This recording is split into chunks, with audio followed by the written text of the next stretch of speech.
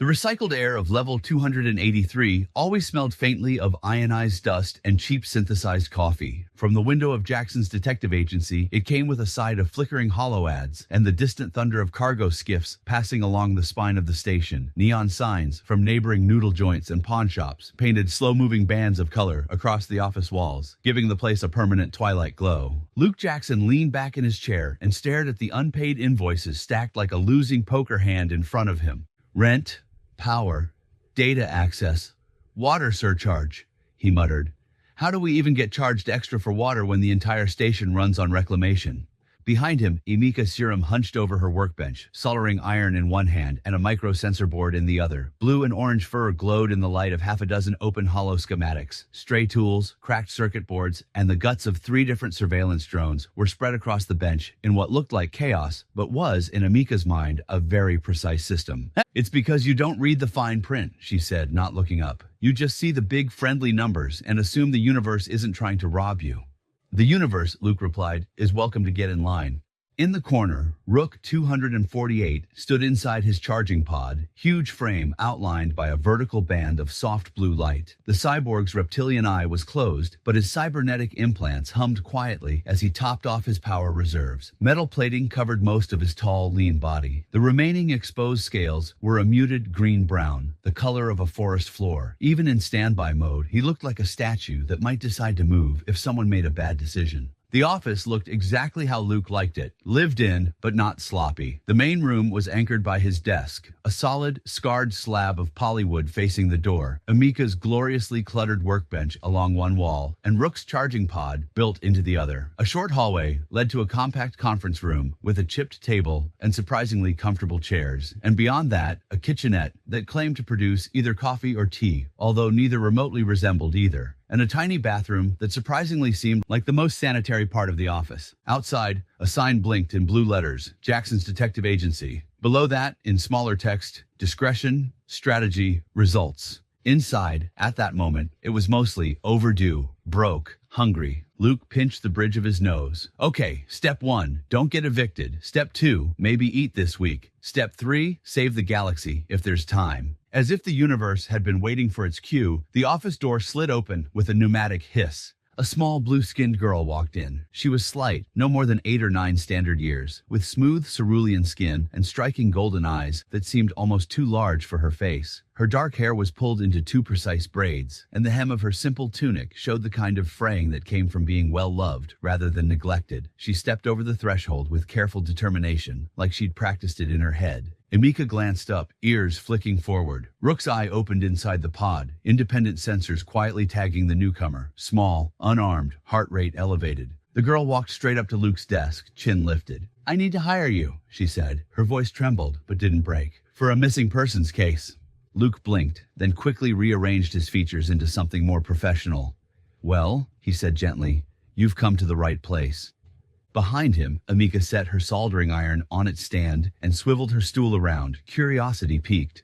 What's your name? Luke asked. Ja'al, she replied, from Calaria, and it's not a person, not exactly. Her fingers tightened on the strap of the small satchel, slung across her chest. It's my clank, my Anodyne Mark 4 companion unit. Someone stole him this morning. Luke's skepticism flirted with the surface, but he kept his tone mild. A robot. Ja'al lifted her chin higher. Not just a robot. Clank has been with me since I was born. He sings to me. He checks the temperature of my room every night. He braids my hair. He makes breakfast. Her voice wobbled. He knows me. The words hit the room differently. Even Emika's expression softened a fraction. Station police? Luke asked. They wouldn't even file a report, Ja'al said bitterly. They said Mark 4 model is obsolete. There's no standing registry, no warranty. They said I should just ask my parents to get a new unit. She swallowed.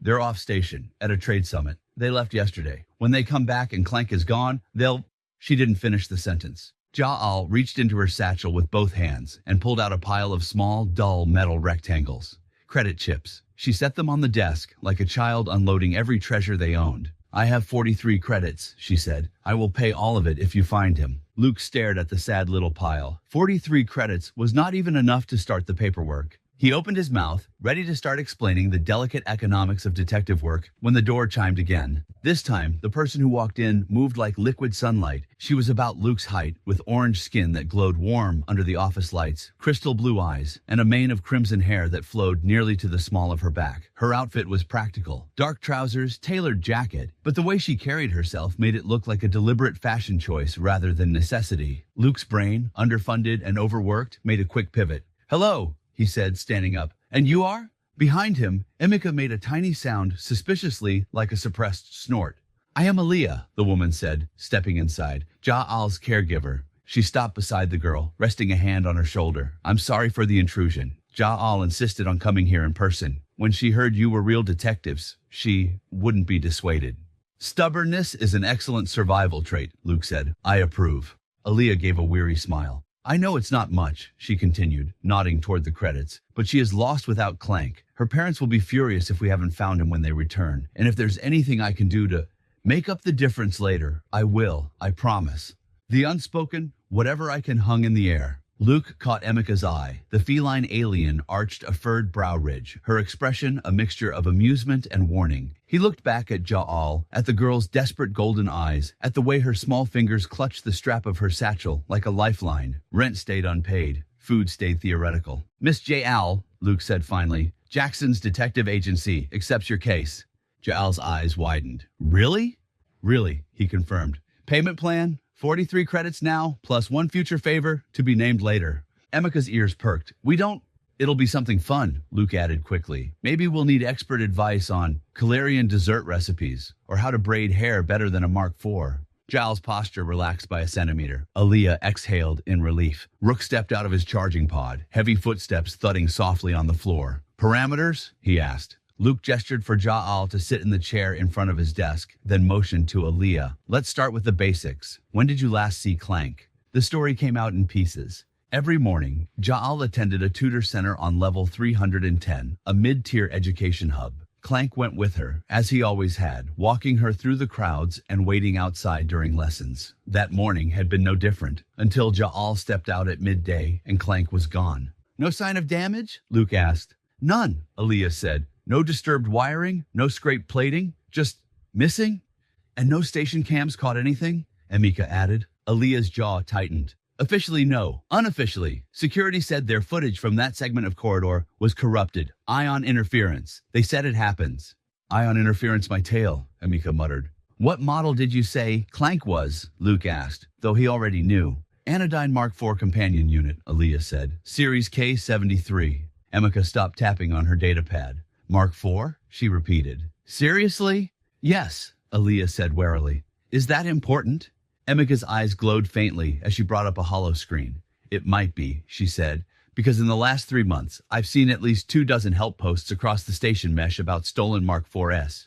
Luke frowned. "You never mentioned that." Emika shrugged. "I thought it was just nostalgia cases, people clinging to obsolete hardware. Didn't exactly scream paying clients to me." "Hey," Luke protested, "we have a proud history of taking on clients who can't pay." "Yes," Emika said dryly, "that is exactly the problem." "Wait," Alia cut in. "There have been other thefts?" "Quite a few," Emika replied, "and not random, mostly from wealthier districts, families with assets." Luke leaned forward. "Ja'al, did you or Clank notice anyone unusual around the tutor center lately? Anyone paying extra attention to him?" Ja'al scrunched her face in concentration. "There was a man 2 days ago," she said slowly. "He wore a dull gray maintenance vest, but his boots were wrong. Too new, and he didn't smell like ion gel." Emika's ears tilted in interest. "You remember what maintenance workers smell like?" Ja'al nodded.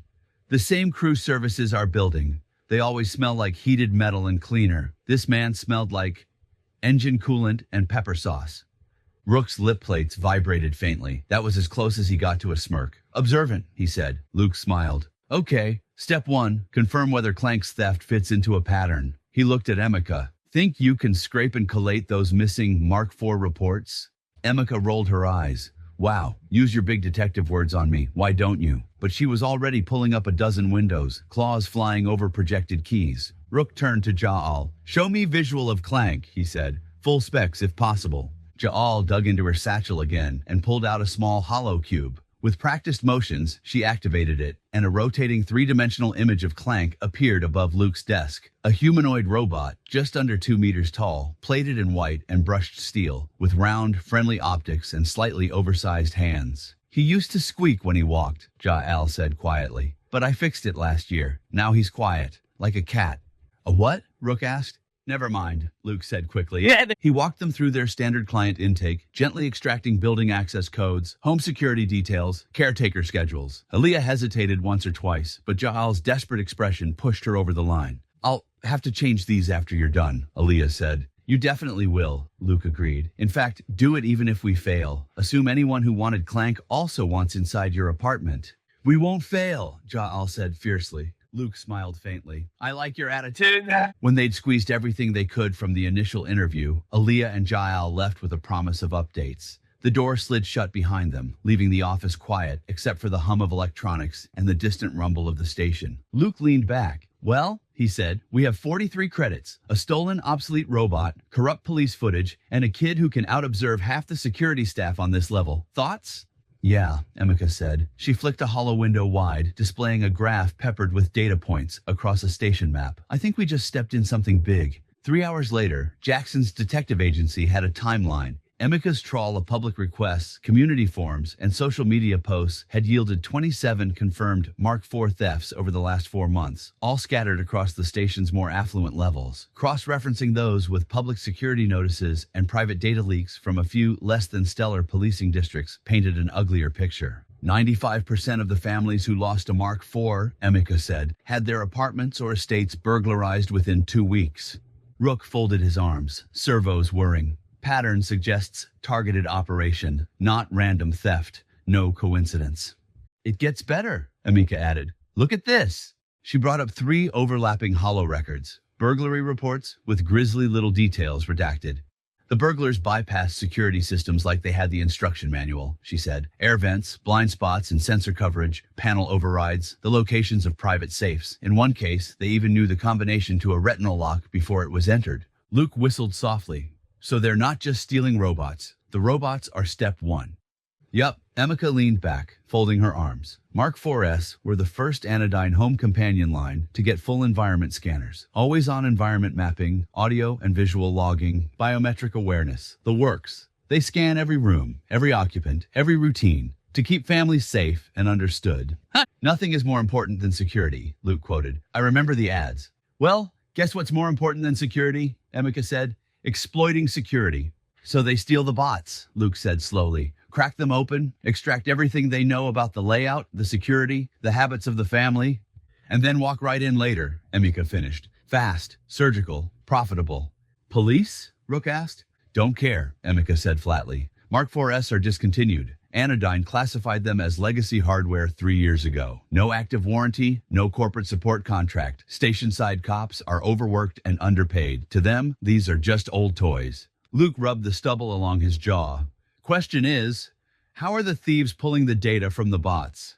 Anodyne bragged about their encryption like it was divine. Emeka's eyes gleamed. That's what the marketing said. The engineers said something else.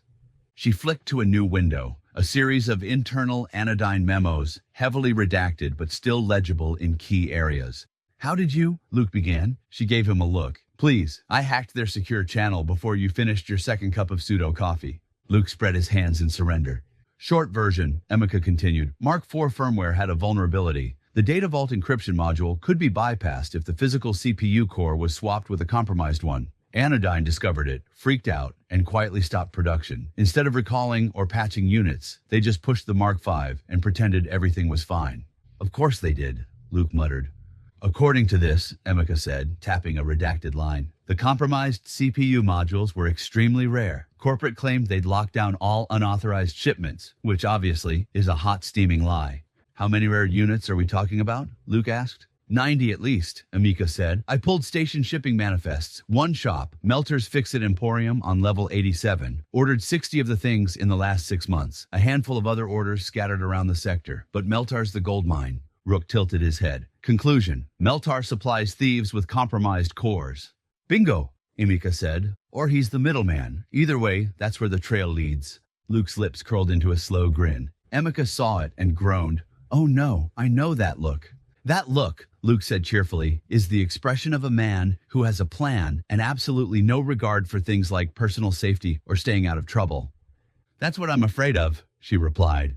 Rook, Luke said, pushing his chair back. You're with me. Emeka, keep doing that thing where you make everyone on the station naked and ashamed in record time. Emeka's whiskers twitched. If this ends with me explaining again why I'm banned from 3 corporate mesh networks. Luke grabbed a data cube from the desk as he passed. It'll be worth it, he promised. Meltar's Fix-It Emporium looked exactly like Luke expected, like a power converter graveyard had thrown up and no one had bothered to clean it. Stacks of broken droids, cracked screens, twisted metal limbs, and obsolete consoles formed precarious towers that seemed to defy gravity. The air smelled like old oil, hot dust, and synthetic citrus, an air freshener fighting a losing war. In the back, perched on a reinforced stool behind a counter made from welded-together scrap, sat Meltar, a broad, rough-skinned Alter 6 male with a belly like a fuel drum and 3 small eyes buried deep in folds of flesh. A hollow of a smiling mate and 3 young grublings beamed down from the wall above his head. Luke and Rook picked their way through the junk to the counter. Afternoon, Luke said with his most genial smile. Heard you're the best in the sector when it comes to obsolete tech. Meltar snorted, a sound like rocks rolling downhill. Best, yes, not cheapest. Go level 301 if you want cheap.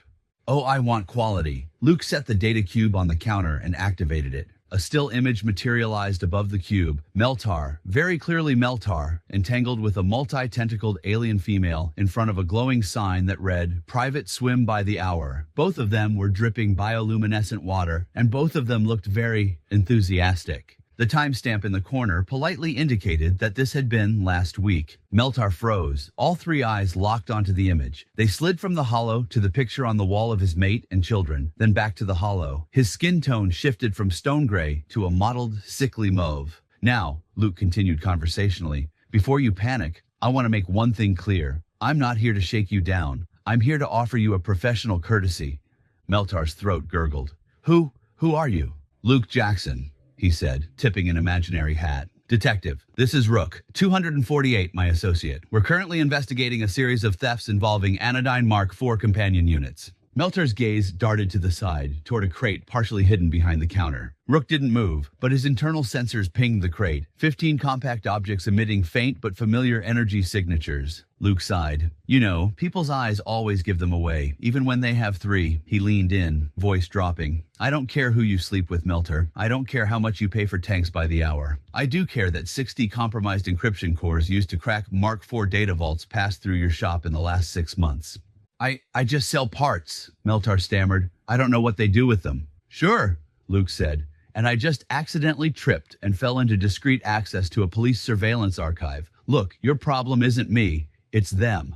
He pointed at the hollow, where the private swim sign glowed cheerfully. This is from an official station police camera, Luke said. It's flagged as potential evidence in a morals code violation case. Given your mate and those adorable grubblings up there, I'm guessing you'd prefer this file never ever rise to the level of actionable.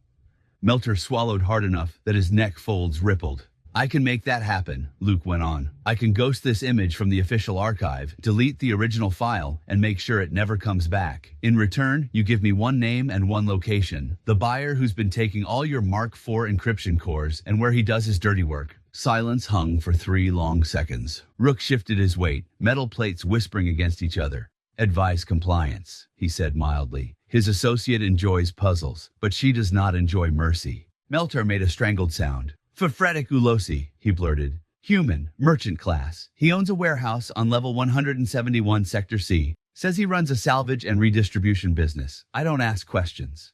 Luke smiled. Excellent. See? That wasn't so bad.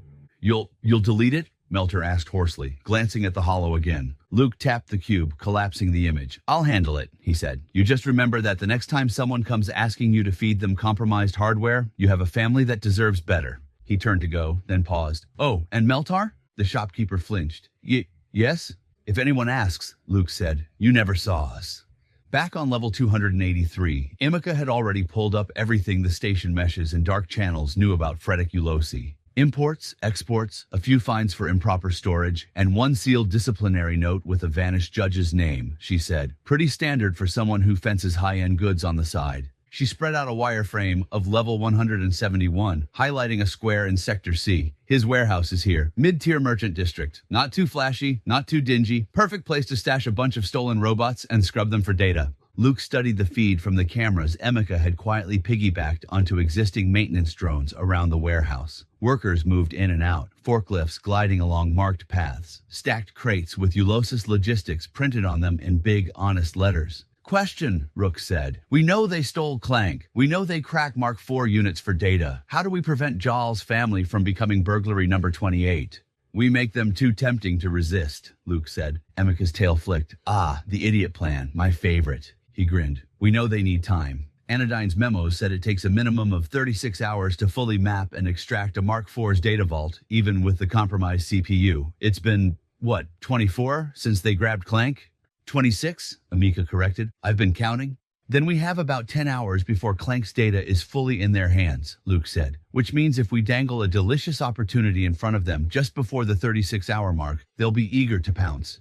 Delicious like a family registering their absence publicly and providing updated access codes, Emeka said slowly. You're going to use Jaal and Alia as bait. Yes, Luke said, but the kind where the trap is made of one very large, very angry cyborg. Rook's eye gleamed. Acceptable. Emeka stared at the three-dimensional model of Jaal's apartment. You want them to broadcast that they'll be out for the evening. Tickets to some cultural event, social posts, calendar updates. And while they're gone, Rook waits inside for the welcome wagon. Luke spread his hands. They've been using people's routines and patterns against them. I say we give them the pattern they think they want and hide something sharp inside it. Emeka hesitated. It's risky. So is waiting for them to gut the place while Jaal sleeps, Luke said quietly. That shut down further argument. Fine, Emeka said. I'll get us eyes on Ulysses' warehouse and Jaal's apartment. But if this goes sideways, I'm hacking the air circulation for whatever cell you end up in and setting the humidity to 98%. Motivating, Luke said. I'll take it.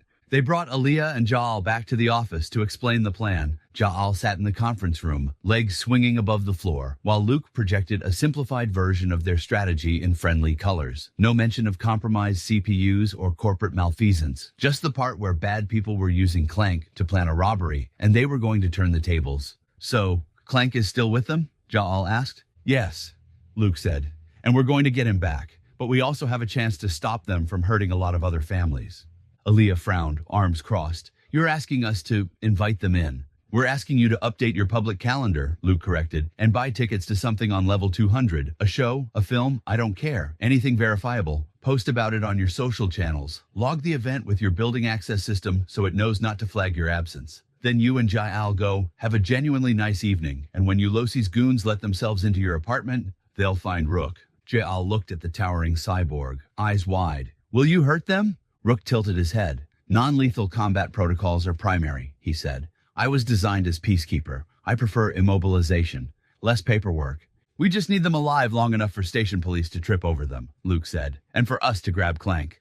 Alia chewed her lip. What if they check the building security first? We're already rifling through the guts of that system, Emeka said. I'll make sure your apartment is visible, your schedule is visible, and one particular part of your living room looks like it has very expensive things in it they won't be able to resist.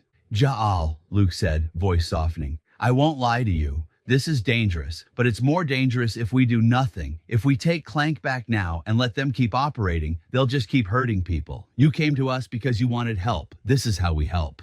Jaal looked down at her hands. Her fingers twisted together, then stilled. I trust you, she said. Alia exhaled slowly. Then I do too, she said. I'll get the tickets. Later, as Alia keyed access codes and security details into Emeka's system, Luke made another attempt at charm. After this is all over, he said with a lopsided grin, maybe we could debrief over dinner, somewhere that doesn't serve noodles and buckets. Alia smiled faintly. Mr. Jackson, if this plan works and Jaal is safe, I'll consider it.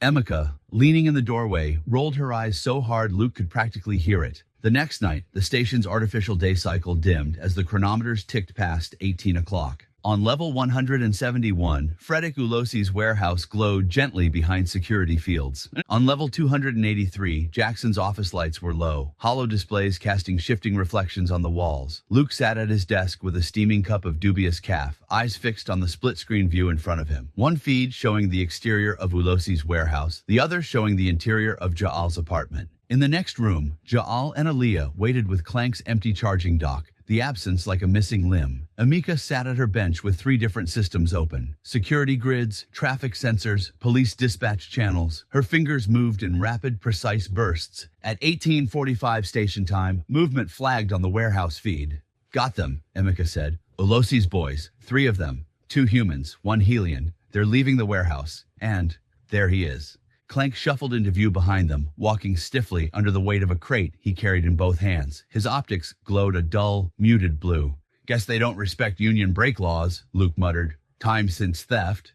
34 hours, 22 minutes, Amika said. They must think they've extracted enough, or they're in a hurry. On the feed, the trio disappeared into a crowd, slipping into a maintenance corridor that would eventually connect with a lift up to higher levels. Amika's ghosted tags followed them, little orange markers bobbing through the wireframe representation of the station's guts. In Ja'al's apartment on level 310, Rook stood motionless in a shadowed corner of the living room. Ja'al's toys lay scattered neatly enough to look natural, and a few pieces of jewelry and tech that were absolutely not actually valuable glittered atop a decorative table near the main window. At precisely 19:02, the apartment's security indicator flicked from red to green. Luke watched the door unlock itself. Showtime, he murmured. The door hissed open. 3 figures slipped inside, 2 men and a Helian with bristling head spines. Clank followed, optics dark, his movements slightly jerky. The lead human gestured sharply. Seal it, he whispered. The second man closed the door and engaged the interior lock. All 3 relaxed fractionally.